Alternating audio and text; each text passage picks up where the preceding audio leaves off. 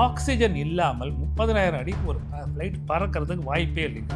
அஜித் குமார் நடித்த ஒரு படம் இருக்கு இல்லையா, கண்ணாடி அட்ஜஸ்ட் பண்ண எப்படி என்ன ஆட்டோ ஸ்டார்ட் ஆகும், அதுதாங்க. Hand carving, genuine leather, exclusive designs. உங்க ஸ்பேஸுக்கு சிக்னேச்சர் சோஃபா வேணுமா? லாவிஷ் ஃபர்னிச்சர் தான் ரைட் சாய்ஸ்.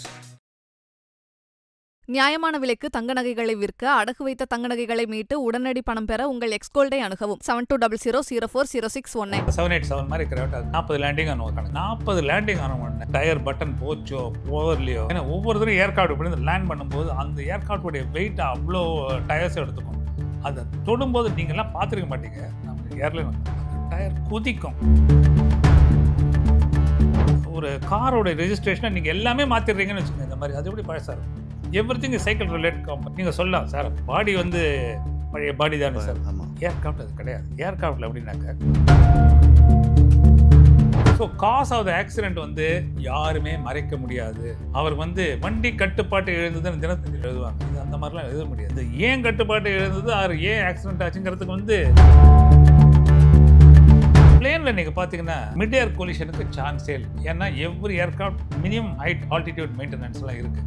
நீங்கள் 12,000 அடியில் போகிறீங்கன்னா அடுத்தவங்க 14,000 அடியில் தான் போகணும். அந்த மாதிரி அதே மாதிரி நீங்கள் இங்கே போகிறீங்கன்னா இங்கேருந்து உங்கள் வெர்டிகல் செப்பரேஷன், ஹரிசான்டல் செப்பரேஷன்ஸ் எல்லாமே இருக்குது. டேக் ஆஃப் அண்ட் லேண்டிங் எங்கே நடக்கக்கூடும் அப்படின்னாங்க. வணக்கம் சார். வணக்கம் சார். இப்போ வந்து பார்த்தீங்கன்னா முழுக்க போயிங் மேலே வந்து கொஸ்டின்ஸ் எழுப்பப்பட்டிருக்கு. இது வந்து ஒரு 11 இயர்ஸ் ஓல்டு ஏர்கிராஃப்ட்டு. அது மட்டும் இல்லாமல் வந்து பார்த்தீங்கன்னா போயிங்கில் ஆல்ரெடி வந்து பார்த்தீங்கன்னா ஃபியூவல் அண்ட் வந்து ஏசி, அதாவது ஆக்சிஜன் இஷ்யூ வந்து பார்த்தீங்கன்னா இருக்குது. அது வந்து நேச்சுரலாக பிகினிங்லேருந்தே இருக்குது. இதை வந்து ரெக்டிஃபை பண்ணாமல் விட்டதுக்கான நெக்லிஜென்ஸ் தான் இந்த கிராஷுக்கான ஒரு பாசிபிலிட்டிஸாக இருக்கலாம் அப்படின்னு சொல்கிறாங்க. ஆக்சுவலாக போயிங்கிறது வந்து சேஃபான ஏர்கிராஃப்ட் தானா? இந்த 11 இயர்ஸுக்கான ரீசன் இது இருக்கலாமா? இல்லை, நீங்கள் சொன்னீங்களே ஏதோ ஆக்சிஜன், யார் சொன்னது? அது யார்? ஆக்சுவலாக வந்து அந்த மாதிரி சோஷியல் மீடியாவில் வந்து பார்த்தீங்கன்னா சோஷியல் மீடியாவில் ஒரு நிமிஷம். சோஷியல் மீடியா இதில் பிரச்சனை என்ன ஒன்று ஞாபகம் புரிஞ்சுங்க. நான் அதை பார்த்தேன். நீங்கள் சொல்கிற நான் 2 பேரும் ஒரே இன்சிடென்ட் தான் கோட் பண்ணுறோம். டெல்லியிலேருந்து அகமதாபாத் ஒரு பேசஞ்சர் வந்திருக்காரு. அவர் நான் பார்த்தேன், ஏசி ஒர்க் பண்ணவில்லைன்னு ஏர்கார்ட் மேலே காமிக்கிறாரு. அப்புறம் அந்த எதிர்க்க இருக்கிற அந்த கம்ப்யூட்டர் மானிட்டர் ஒர்க் பண்ணல அப்படின்னு அந்த கம்ப்யூட்டர் அந்த இதையும் காமிக்கிறாரு. இது வந்து ஒரு என்னால் ஒப்புக்கொள்ள முடியாத ஒரு சமாச்சாரம். ஏன்னாக்க நீங்கள் அது 2ஆம் தடவை அதே விஷுவலில் பாருங்கள். அந்த மேலே வந்து அந்த ஆக்சிஜனில் ஏர், அது பேர் ஏர் லோவர்னு பேர். அதாவது நீங்கள் காற்றை வந்து எவ்வளோக்கு வேணும் உங்களுக்கு, இப்போ ஏசி அட்ஜஸ்ட் பண்ணுற மாதிரி அதை அட்ஜஸ்ட் பண்ணிக்கலாம். அந்த ஏர் லோவர் 3மே க்ளோஸ் ஆகிருக்கு. ஓகே. ஏற்கனவே அந்த இதில் அந்த டிஸ்பிளே மானிட்டர் இருக்குல்ல, அந்த டிஸ்பிளே மானிட்டர் ஏற்கனவே அன்சீரியஸபிள்னா காமிக்கிறது. ஓகே. இவர் அதை வச்சுக்கிட்டு பப்ளிசிட்டி கிரேஸாக இருந்தது. நான் I'm not taking sides with air இண்டியாவோ, நான் முன்னாடி ஏர் இண்டியாவில் வேலை பண்ணேங்கிறதுக்காக நான் ஏர் இண்டியாவுக்கு முட்டு கொடுக்குறேனால நினச்சிக்காதீங்க. ரியாலிட்டி. நான் ஒரு சின்ன ஜோக் சொல்லிடுறேன். டெல்லி டு அகமதாபாத் அந்த ஃப்ளைட் 2 மணி நேரம் ஃப்ளை பண்ணி வந்திருக்கு. 30,000 அடியில் ஏசியே இல்லைன்னா அப்படிங்க அவர் சர்வே பண்ணார். கண்டிப்பாக அவர் அதை மூடி வச்சுருக்காரு. ஏனென்றால் காலங்காலத்தால் அந்த ஃப்ளைட்டு வரும்போது மேலே நீங்கள் திறக்கணும். நைட்டு ஃபுல்லாக சில்லு ஏர்கிராஃப்டில் இருக்கும்போது லேசாக திறந்தீங்கன்னா தான் அது வரும். இது நான் பார்த்த வரைக்கும் அது ஏரில் ஒரு மூடி தான் இருந்தது. 2வது ஏரோஸ்டஸ் கூப்பிட்றதுக்கு பட்டனே இல்லைன்னு கேட்குறாரு. அவருக்கு அந்த பட்டன் எங்கே இருக்குன்னு அவருக்கு தெரியல. எதற்கே அந்த ஒரு சேஃப்டி இன்ஃபர்மேஷன் கார்டுன்னு ஒன்று வச்சுருக்காங்க. அதில் எல்லா விவரமும் இருக்கும். நம்ம என்ன பண்ணிடுறோன்னா, முதல்ல ஃப்ளைட்டில் போகும்போது அந்த ஏரோஸ்டஸ் என்ன பண்ணுறாங்க, ஆக்சிஜன் மாஸ்க் எப்படி காமிக்கிறாங்க, லைஃப் ஜாக்கெட் எப்படி போடணுங்கிறாங்க, சீட்டு பெல்ட் எப்படி போடணும், முதல் தடவை பார்ப்போமே தவிர 3ஆம் தடவை பார்க்கும்போது அப்படியே விட்டுருவோம். ஒன்றுமே இல்லை. நீங்கள் உங்கள் மீடியா லைன்ங்கிறதுனால சொன்னேன். முதல்ல நீங்கள் கேமரா வாங்கின போது என்ன பண்ணியிருப்பீங்க, ரொம்ப அழகாக தொடச்சி, அப்பா ஐஎஸ்ஓ செட்டிங் கரெக்டாக பாருப்பா, ஒயிட் பேலன்ஸ் கரெக்டாக இருக்கா பாருப்பா, கலர் இது இருக்கா, ஒயிட் பேலன்ஸ் செக் பண்ணியா, ஐஎஸ்ஓ செக் பண்ணியா, எல்லாருமே செக் பண்ணிட்டு முதல்ல ஓகேம்மா இப்போ நம்ம பண்ணலாமா, கோடு போட்டு அந்த மாதிரி ஆரம்பிக்கிறோம். இப்போ என்ன பண்ணுறீங்க நீங்கள், அப்படியே டக் டக் டக்னு you do it as matter of reflex. அதே தான் எல்லா பேசஞ்சருக்கும். அதில் என்ன ஆகிடுறதுனாக்க ஒரு ஃபைன் பாயிண்ட்டை நம்ம விட்டுருவோம். அதுதான் அந்த இது. ஆக்சிஜன் இல்லாமல் 30,000 அடிக்கு ஒரு ஃப்ளைட் பறக்கிறதுக்கு வாய்ப்பே இல்லைங்க. நான் வந்து அவரோட எண்ணங்களை கொச்சப்படுத்துறதா சொல்லாதீங்க. அஜித் குமார் நடித்த ஒரு படம் இருக்கு இல்லையா, கண்ணாடி அட்ஜஸ்ட் பண்ண எப்படி என்ன ஆட்டோ ஸ்டார்ட் ஆகும்னு, அதுதாங்க. கண்டிப்பாக புரியுது சார். சார், இப்போது 11 இயர்ஸாக வந்து யூசேஜில் இருக்க ஒரு ஏர்கிராஃப்ட்னு சொல்கிறாங்க. கரெக்ட். இப்போ 11 இயர்ஸாக வந்து பார்த்தீங்கன்னா என்ன ஒரு பாயிண்ட் ஆஃப் வியூ போகுதுன்னா, இது வந்து ஓல்டு ஏர்கிராஃப்ட், இதனால் வந்து ஆக்சிடென்ட் வந்து மேபி நடந்திருக்கலாம்னு சொல்கிறாங்க. ஒரு 11 இயர்ஸ் யூஸ் பண்ணுற ஏர்கிராஃப்ட்டில் மெயின்டெனன்ஸுங்கிறது எப்படி இருக்கும்? ஒரு ஆக்சுவல் ஏர்கிராஃப்டோட மெயின்டெனன்ஸ் வந்து பார்த்தீங்கன்னா எந்த அளவுக்கு நுணுக்கமாக பார்ப்பாங்க சார்? நீங்கள் வந்து இதுவும் அகைன் சோஷியல் மீடியாவுடைய Facebook, social media or Instagram, அதுதானே நான் என்னோட உதாரணத்தை வச்சுனே சொல்கிறேன், அது நீங்கள் வந்து நேயர்கள் அதை அப்படியே ஃபாலோ பண்ணிக்கலாம். நான் ஒரு ஸ்கூட்டர் வாங்கிடுறேங்க. ஸ்கூட்டர் நான் வாங்கிட்டேன், நான் என்ன பண்ணுவேன், முதல்ல அப்படியே ஃபுல் பட்டனில் இருக்கும், முன்னாடி 25 பின்னாடி 40 எல்லாம் வச்சு கரெக்டாக வண்டி ஓட்டிகிட்ருப்பேன். ஒரு 1000 2000 கிலோமீட்டர் ஓடினவொடனே நேர் போய் ஃப்ரீ சர்வீஸ் கொடுப்பேன், அதெல்லாம் வாங்கிடுவேன். ஓரளவுக்கு டயர் தேஞ்சிரும். இது ஒரு 2 வருஷம், ஒரு 1.5 வருஷத்துக்கு அப்புறம் டயர் தேயும். நான் அப்புறம் முன்னாடி இருக்கிறத பின்னாடி போட்டு, பின்னாடி இருக்கிறத வந்து டயர் மாற்றி புது டயர் வாங்குவோம். ஏரோப்ளேன் அப்படி செய்வது இல்லை. அதே மாதிரி நீங்கள் என்ன பண்ணுவீங்க, திடீர்னு கேபிள் கட் ஆகிடும். கேபிள் வண்டி நீங்கள் brakes accelerator cable, brake cable வண்டி மாற்றுவீங்க. ஏர்லைன் அப்படி வேலை செய்யாது. உங்கள் டிஜிட்டல் மீட்டர் இருக்குல்ல, அது பாட்டி ஓடிக்கிட்டு இருக்குண்ணே, அது பாட்டி 40,000 கிலோமீட்டர் வண்டி ஓடி இருக்கு. ஏர்லைன் அப்படி ஓடுவதில்லை. எல்லாமே சைக்கிள் ரிலேட்டட் காம்பனன்ட்ஸ். உங்கள் இன்ஜினை நீங்கள் ஸ்கூட்டர்லேயோ கார்லேயோ ரீபோரிங் ஸ்டேஜ் வரைக்கும் நீங்கள் விட மாட்டீங்க. அப்படி கிடையாது. எல்லாமே that's called cycle related components. ஒரு டயர் எடுத்துப்போம், ஒரு செட் ஆஃப் டயர்ஸ் ஒரு ஏரோப்ளேனில் இருக்குன்னா அதுக்கு ஒரு அந்த அந்த ஒரு பெரிய ஏர்க்ராஃப்ட், சின்ன ஏர்க்ராஃப்ட் இருக்குன்னா, பெரிய ஏர்க்ராஃப்ட் இந்த மாதிரி இந்த நம்ம 787 மாதிரி ஏர்க்ராஃப்டாக்கு 40 லேண்டிங் ஆன கணக்கு. 40 லேண்டிங் ஆன உடனே டயர் பட்டன் போச்சோ போகலையோ, ஏன்னா ஒவ்வொருத்தரும் ஏர்க்ராஃப்ட் இப்படி லேண்ட் பண்ணும்போது அந்த ஏர்க்ராஃப்டுடைய வெயிட்டை அவ்வளோ டயர்ஸ் எடுத்துக்கும். அதை தொடும்போது நீங்கள்லாம் பார்த்துருக்க மாட்டீங்க. நம்ம ஏர்லைன் அந்த டயர் கொதிக்கும். நான் சொல்கிறது நார்மல் டெம்பரேச்சரில். நீங்கள் துபாய்க்கு பயிரில் போய் லேண்ட் பண்ணும்போது 40-42 போய் லேண்ட் பண்ணான்னா அது இன்னும் கம்மி. தேவை இருக்கோ தேவையில்லையோ டயர் மாற்றி ஆகணும். Same thing with each and every component. நீங்கள் அந்த இது சொன்னீங்களே 11 வருஷம் பழசுன்னு, இந்த 11 வருஷம் பழசுங்கிறது வந்து ஒரு காரோட ரெஜிஸ்ட்ரேஷனை நீங்கள் எல்லாமே மாற்றிடுறீங்கன்னு வச்சுக்கோங்க. இந்த மாதிரி அது எப்படி பழசாக இருக்கும்? Every thing cycle related components. நீங்கள் சொல்லலாம் சார் அப்போ பாடி வந்து பழைய பாடி தானே சார். ஆமாம். ஏர்க்ராஃப்ட் அது கிடையாது. ஏர்க்ராஃப்டில் எப்படின்னாக்க தேர் இஸ் சம்திங் கால்டு ஒரு போரோஸ்கோபிக் இன்ஸ்பெக்ஷன் ஒன்று இருக்குது. நீங்கள் என்னன்னாக்க இப்போ நம்ம கார்லெல்லாம் இந்த மெட்டல் ஃபெட்டிங்னு வரும். எஸ். கொஞ்சம் பார்த்தீங்கனாலே கொஞ்ச நாள் இப்போ நம்ம பிடிசி பஸ்லலாம் பார்த்தீங்கன்னாலே கொஞ்சம் ஒரு ஸ்ராச்சா மாதிரி இருக்கும். அதெல்லாம் ஒரு ஏதோ சொறி பிடிச்சா மாதிரிலாம் இருக்கும். அது அது ஏன் இருந்ததுன்னா அது மெட்டல் ஃபெட்டிக். அது நீங்கள் ஏர்க்ராஃப்ட்டுக்கு வரலாமே அப்படின்னு. ஆமாம் வரும். நீங்கள் டெல்லியில் 12-13 டிகிரி லேண்ட் பண்ணிட்டு நேராக மெட்ராஸில் வந்து 32 லேண்ட் பண்ணுவீங்க. மெட்ராஸில் இந்த துபாய்க்கு போனால் 42 டிகிரி லேண்ட் பண்ணுவீங்க. அங்கேருந்து குவைட்டுக்கு போனால் 51 டிகிரியில் அப்படியே நேராக கொண்டு வந்து அகமதாபாத்தில் லேண்ட் பண்ண 18 டிகிரி. இந்த மாதிரி அப்புறம் ஏர்க்ராஃப்ட் வேறு 30,000 அடிக்கு போகிறீங்க, -12 -13. ஸோ மெட்டல் ஃபெட்டிக் வந்து அதனால் அஃபெக்ட் ஆகக்கூடாதுங்கிறதுக்காக ஏர்க்ராஃப்ட் நம்ம ஒரு லேமன் லாங்குவேஜில் பண்ணான்னு வச்சுக்கோங்களேன். நீங்கள் இந்த இசிஜி இஇஜி பண்ணுறீங்களா, அந்த மாதிரி sliced aircraft structures are maintain. Okay. இது நீங்கள் கூகுளில் போய் பார்த்தீங்கன்னா how an aircraft body is certified வரணும். அந்த மெட்டல் ஃபெட்டிக் எதுவுமே இல்லாத. Same thing with engine, same thing with seats. சீட்ஸும் அதில் வந்து அதே மாதிரி நீங்கள் நம்ம ஃப்ரீ சர்வீஸ்லாம் கொடுக்குறோம்ல, அந்த மாதிரி ஏர்க்ராஃப்டில் இத்தனை ஹவர் ஒரு 6000 ஹவர் போச்சுன்னா ஒரு செக்கு, 8000 ஹவர்ஸ் கிராஸ் ஆச்சுன்னா ஒரு செக்னு சொல்லிட்டு ஐ திங்க் 12,000 ஹவர்ஸ் நினைக்கிறேன் ஏர்க்ராஃப்டை கம்ப்ளீட்டாக கைட்டி போட்டு மாட்டுவாங்க. இன்க்ளூடிங் சீட்ஸ் எல்லாமே எடுத்துருவாங்க. ஏன்னா அந்த சமயத்தில் over period of time tons and tons of dust would have gathered.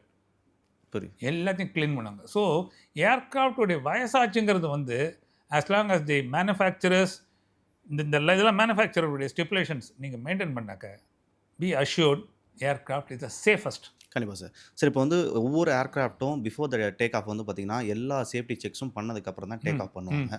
இதில் வந்து டேக் ஆஃப் பண்ணி ஒரு 3 மினிட்ஸில் இந்த இன்சிடென்ட் வந்து நடந்திருக்கு. மேடே டிக்ளேர் பண்ணி டேர்ன் அரவுண்ட் ஆகிறதுக்கு கூட டைம் கிடைக்கல. டைம் இல்லை. கண்டிப்பாக அது வந்து ஆர்பிஎம் டவுன் ஆனதுனால வந்து பார்த்தீங்கன்னா அதால் அகைன் வந்து பார்த்தீங்கன்னா டேக் ஆஃப் ஆக முடியாது தான். அது ஒரு angle. Okay. RPM. Okay. So இது வந்து மெயின் ரீசனாக இருக்குமா? ஆக்சுவலாக இது வந்து ஃபியூவல் வந்து கரெக்டான இன்ஜினுக்கு போகாது வந்து ரீசனாக இருக்கிறதுக்கு வாய்ப்பு இருக்கா? இப்போ நீங்கள் சொன்னீங்களே, இது அவ்வளவும் ஒரு ஒப்பீனியன், அதாவது உங்களுடைய ஒப்பீனியன், என்னோட ஒப்பீனியன், இது இருக்கலாம் அது இருக்கலாம். அதுக்கு தாங்க என்கொயரி வரப்போகிறது. இப்போ நீங்கள் சொன்னீங்களே அவ்வளவும் டிஎஃப்டிஆரில் வந்துடும். Fuel injection left side engine என்ன நடந்தது, ரைட் சைடு இன்ஜின் என்ன நடந்தது, what is normal, what was actual, okay, இது எல்லாமே டிஎஃப்டிஆரில் வந்துடும். So cause of the accident வந்து யாருமே மறைக்க முடியாது. அவர் வந்து வண்டி கட்டுப்பாட்டு எழுந்ததுன்னு தினத்தந்தியில் எழுதுவாங்க. இது அந்த மாதிரிலாம் எழுத முடியாது. இது ஏன் கட்டுப்பாட்டு எழுந்தது, ஏன் ஆக்சிடெண்ட் ஆச்சுங்கிறதுக்கு வந்து ஏபிசிடின்னு ரீசன்ஸோடு போட்டுற போகிறாங்க. கண்டிப்பாக சார். சார் இப்போ வந்து பேசஞ்சர், அதாவது பொதுவாக பொதுமக்களுக்கு வந்து பார்த்திங்கன்னா இப்போ ஃப்ளைட் ஜேர்னி மேலேயே ஒரு வந்து பயம் ஏற்பட்டிருக்கு. ஸோ வந்து ஃப்ளைட் வந்து பார்த்திங்கன்னா ரீசெண்ட் டைம்ஸில் வந்து நிறைய ஆக்சிடென்ட் ஆச்சு. இப்போ இந்த ஆக்சிடென்ட்டே வந்து பார்த்திங்கன்னா மக்களிடையே வந்து ரொம்ப பயத்தை ஏற்படுத்தியிருக்கு. இது வந்து அடுத்த நிமிஷம் நிச்சயம் இல்லாத வாழ்க்கை அப்படின்ற அளவுக்கு வந்து பார்த்தீங்கன்னா திங்க் பண்ண ஆரம்பிச்சிட்டாங்க. ம். ஆக்சுவலாக ஃப்ளைட் ஜேர்னிங்கிறது ரொம்ப சேஃபா இல்லை வந்து இதுலேயும் வந்து சில டிஃபிகல்ட்டிஸ்லாம் இருக்குன்னு நினைக்கிறேன். இது நீங்கள் வந்து என்ன சொல்கிறதுனா ஒரு சைக்காலஜி கொஸ்டின், ஒரு மனநிலையை பொறுத்தது. நான் ஒன்று கேட்குறேன். இப்போ கிராண்ட் சதர்ன் ட்ரங்க் ரோட் மெட்ராஸ்லேருந்து கன்னியாகுமரி போகுது. அந்த ரோட்டில் ஒரு ஆக்சிடென்ட் கூட நடக்கலையா? கண்டிப்பாக நடந்திருக்கு சார். ஏன் ஆக்சிடென்ட் நடக்குது? ஒரு ஃபேமஸ் சேயிங் இருக்குது, accident begins when caution ends. நம்ம வந்து இப்படி தான் போனோம், இப்படி தான் இருக்கிறது, 40 கிலோமீட்டர் போனோம், ஓவர்டேக் பண்ணும்போது ரைட்டில் போயிட்டு எதிர்க்க வண்டி இல்லைன்னு ஓவர்டேக் பண்ணோம். நம்ம மெட்ராஸில் என்ன பண்ணுறாங்க, நம்ம புள்ளிங்கோலாம் லெஃப்ட்டில் வருவாங்க, உங்கள் கார் இது பம்பருக்கு முன்னாடி போய் எதிர்க்க இருக்கிற காரில் போயிட்டு அவன் எதிர்க்க வண்டி வந்துட்டான்னு தெரியாமல் அடிப்பானுங்க. பிளேனில் நீங்கள் பார்த்தீங்கன்னா மிட் ஏர் கொலிஷனுக்கு சான்ஸே இல்லை. ஏன்னா every aircraft minimum height altitude மெயின்டெனன்ஸ்லாம் இருக்குது. நீங்கள் 12,000 அடியில் போகிறீங்கன்னா அடுத்தவன் 14,000 அடியில் தான் போகணும். அந்த மாதிரி அதே மாதிரி நீங்கள் இங்கே போகிறீங்கன்னா இங்கேருந்து உங்கள் வர்டிகல் செப்பரேஷன், ஹரிசான்டல் செப்பரேஷன்ஸ் எல்லாமே இருக்குது. டேக் ஆஃப் அண்ட் லேண்டிங் எங்கே நடக்கக்கூடும் அப்படின்னாக்க, during take off and landing தான் ஆக்சிடென்ட் நடக்கக்கூடும்னாக்க தெர் ஆர் வேரியஸ் ரீசன்ஸ். ஒன்று நம்ம சொன்ன மாதிரி கிராஸ் விண்டு வரலாம், பேர்டு ஹீட் வரலாம், திடீர்னு ரன்வேல வந்து ஏதாவது ஒரு அப்ஸ்ட்ரக்ஷனோ ஏதோ ஒரு மாடை இதை குறுக்க வந்துடலாம். இல்லைன்னா நம்ம அரசியல் கட்சிகள் யாராவது இந்த மதுரையில் பண்ண மாதிரி பிளேன் ரொக்கோ, பிளேன் மறியல்னு யாரோ ஒரு கூட்டம் கூட வரலாம். இந்த மாதிரிலாம் இருக்கிறதுக்கு டேக் ஆஃப் அண்ட் லேண்டிங்கில் தான் நடக்கும். ஏன்னா அந்த இடத்துல தான் ஃபுல்லி ஹியூமன். ஒன்றே ஒன்று தாங்க. நாங்கள் வந்து உங்கள் சேனல் மூலமாக நம்ம யூடியூப் ஆளுங்களுக்கும் நம்மளுடைய ஃபேஸ்புக் ஆத்தர்ஸ், ஃபேஸ்புக் ஏவியேஷன் ரெஸ்பாண்டன்ஸும் ஒன்றே ஒன்று தான் சொல்லுவேன். ஒரு கம்பெனி நம்ம நடத்துகிறோம்னாக்க வியாபாரம் நடத்தணுங்கிறதுக்காக நம்ம வியாபாரம் நடத்துகிறோம். ஒரு பஸ் கம்பெனி நம்ம நடத்துகிறோம்னா ஆக்சிடென்ட் நடக்கணுங்கிறதுக்காக நம்ம நடக்கிறோம்? கண்டிப்பாக இல்லை. அந்த ஒரு பஸ் வாங்கினோம்னா ஒரு 3 கோடி ரூபாய்க்கு ஒரு பஸ் வாங்கினோம்னா அந்த 3 கோடி ரூபாயை வச்சு ஒரு 5,000 6,000 ஆளுங்களுக்கு எப்படி வேலை கொடுக்கலாம், நம்ம எப்படி ரெவென்யூ ஏர்ன் பண்ணலாங்கிறது தான். அதே சமயத்தில் ஒரு ஏரோப்ளேன் நேற்று 242 பேசஞ்சர் இருந்திருக்காங்க, 241 பேர் இறந்துருக்காங்க. அந்த ஏர்க்ராஃப்ட் ஒரு 800லேருந்து 900 கோடி இருக்கக்கூடிய ஒரு முதலீடு. அந்த முதலீட்டை நெருப்பில் போய் விடுறதுக்கு எந்த ஏர்லைனாவது ஒத்துக்குமா? கண்டிப்பாக அவன் வந்து ஒரு பிஸ்னஸ்காரனாக இருப்பான். அது இன்சூரன்ஸில் வந்துடணும். இன்சூரன்ஸ்லாம் அவ்வளோ வராது. அது வந்து டெப்ரிஷியேட்டட் பண்ணி, நான் சொல்கிறது அக்வைர்டு வேல்யூ. அதுக்கப்புறம் ஒரு 11 வருஷம் ஆச்சுட்டு இருந்தாங்க. இதனால் நம்மளுக்கு தோணுனது நம்மளுடைய ஒரு ஒப்பீனியன். அதாவது என்னுடைய கோபம். நான் இன்னொரு சேனலில் பேசும்போது சொன்னேன், ஐ திங்க் உங்ககிட்ட தான் சொன்னேன் நினைக்கிறேன். கார் வாங்குறவங்கள விட கார் வாங்காதவங்க தான் நிறைய பேர் ஒப்பீனியன் சொல்லுவாங்க அந்த காரை பற்றி. இது வந்து மாப் சைக்காலஜி. நான் எல்லாருக்கிட்டையும் என்ன சொல்லுவேன்னாக்க, இது வரைக்கும் நம்ம பண்ண வேண்டிய வேலைகளை பேசஞ்சராகவோ இல்லைன்னா உங்களோட டைம் என்ன, இந்த டயத்துக்கு நம்ம 6:30 மணிக்கு மெட்ராஸ்லேருந்து கிளம்பினா டெல்லியில் 9 மணிக்கு போயிடும். 11 மணிக்கு மினிஸ்ட்ரியில் மீட்டிங்காக இல்லைன்னா ஏர்லைனில் மீட்டிங்காக இல்லைன்னா பார்லிமெண்ட் எம்பி மீட்டிங்காக, அதுக்கேற்ற நம்ம டைம் வச்சுக்கணும். கரெக்டாக ரிப்போர்ட் பண்ணிடணும். எல்லா இடத்துக்கும் நம்ம வேலைகளை நம்ம பண்ணிடணும். ஏர்லைனுடைய பொறுப்புங்கிறது பாக்கி எல்லாமே ஏர்லைனோட பொறுப்பு. இதை விட்டுட்டு அனாவசியமாக ஒன்றுமே இல்லை. இதே டாட்டா கம்பெனிங்கிறதுனால சொல்கிறேன். ஒரு ஃபேமஸ் 4 இது வந்தது. சரி, நம்ம இதுக்கு ஓப்பனாகவே சொல்கிறேன்னே, டாட்டா சுமோ வந்ததுனாலே வண்டி ஆக்சிடெண்ட்டுங்க. அது வண்டியை வாங்காதியா, சொன்னவன் இல்லாமல் உண்டா இல்லையா? எத்தனை பேர் அதில் சும்மா வாங்கினாங்க சொல்லுங்கள்? எத்தனை பேர் அந்த மாதிரி ஒப்பீனியன் சொல்லி வந்தவங்களில் எத்தனை பேர் இருந்தாங்க சொல்லுங்கள்? இது நம்ம சொல்கிறது. அதே மாதிரி தான் மிட் 90s சிஎல்ஓன்னு ஒரு கார் வந்தது, தேவு மோட்டார்ஸ். அவன் ஃபஸ்ட்டு டைம் ஆட்டோமேட்டிக் டிரான்ஸ்மிஷனில் கார் கொண்டு வந்தான். நம்ம ஆளுங்க உடனே ஆட்டோமேட்டிக் டிரான்ஸ்மிஷனில் வந்து சம்திங் ராங்க, ஏன்னா கீழே கிளச்சே காணும். அது எப்படி கிளச் இருக்கும் ஆட்டோமேட்டிக் டிரான்ஸ்மிஷனில்? ஹைப்ரிட் போத்னா ஐ அண்டர்ஸ்டாண்ட். இவங்க கிளச்சை காணும். அதனால் நம்ம லைலா காலேஜ் எதிர்க்கே ஒரு கார் ஆக்சிடென்ட் ஆச்சு, மெட்ராஸ் லைலா காலேஜ். அந்த கார் அப்படியே ஒழிச்சாங்க. இப்போ பாருங்கள் நீங்கள், எந்த கார் இன்றைக்கி மேனுவல் டிரான்ஸ்மிஷனில் வருது? ஸோ ஒரே ஒன்று தான் சொல்லுவேன், அவங்க தொழில் பண்ண வரதே ஒரு நல்லெண்ணத்துக்கு தான் வராங்க. அவங்க வாழணும், அவங்க முன்னேறணும், அவங்க கம்பெனி மேலே வரணுங்கிறது தவிர உங்களை கொள்வது அவங்களுக்கு ஃபுல் டைம் ஜாப் இல்லை. ஸோ இன்றைக்கி நடந்தது ஒரு என்ன சொல்கிறதுனா ஒரு அசாதாரணமான ஒரு சூழ்நிலை.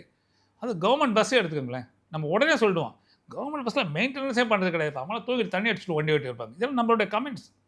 தயவு செஞ்சு அந்தந்த துறையில் இருக்கிறவங்க யார் என்ன பண்ணணும், உடனே தார்மீக பொறுப்பேற்று மந்திரி ரிசைன் பண்ணணும். அந்த காலத்தில் லால் பகதூர் சாஸ்திரி பண்ணார். அடுத்தது யாரோ ஒரு வட்ட செயலாளர் யாரோ அறிக்கை விடுவோம், சாயங்கால பேப்பரில் நம்ம போடுவோம். தயவு செஞ்சு ஒன்றே ஒன்று தான் ரிக்வஸ்ட் பண்ணேன். இது வந்து எல்லாருமே யோசிக்க வேண்டிய டைம். நான் ஐ ஃபுல்லி அக்ரி. இதனுடைய முழு பொறுப்பும் அந்த விமான கம்பெனி, இந்த கேஸில் அது ஏர் இண்டியாவுக்கு தான் பொறுப்பு. ஆனால் ஏர் இண்டியாவோட பொறுப்புனா அடுத்தது அவங்க என்ன பண்ணோம், இந்த கோர்ட் ஆஃப் என்கொயரியோட ஃபுல்லாக அட்டன் பண்ணி பேசஞ்சருடைய எல்லா தேவைகள், எல்லா கிளைம்ஸ் எல்லாத்தையும் அவங்களுக்கு சாட்டிஸ்ஃபேக்ஷன் செட்டில் பண்ணி என்கொயரியில் என்ன சொல்கிறாங்கிறத உடனடியே இம்ப்ளிமெண்ட் பண்ணி, இதுதான் கடைசியாக இந்த முறை ஒரு உயிர் பலி நடக்கிறது, இனிமேல் நடக்க மாட்டோம் என்பது எல்லா ஏர்லையுமே அது உறுதிமொழி எடுத்துன்னு பண்ணணும். இதுதான் என்னுடைய. ஓகே சார், இவ்வளோ கேட்டகளுக்கு ரொம்ப அழகாக ஆழமாக பதில் சொன்னீங்க. நேரத்துக்கு ரொம்ப நன்றி சார். வணக்கம். Thank you. Hand carving genuine leather exclusive designs. உங்க ஸ்பேஸுக்கு சிக்னேச்சர் சோஃபா வேணுமா? லாவிஷ் ஃபர்னிச்சர் தான் ரைட் சாய்ஸ். நியாயமான விலைக்கு தங்க நகைகளை விற்க அடகு வைத்த தங்க நகைகளை மீட்டு உடனடி பணம் பெற உங்கள் எக்ஸ்கோல்டை அணுகவும். 7200040619.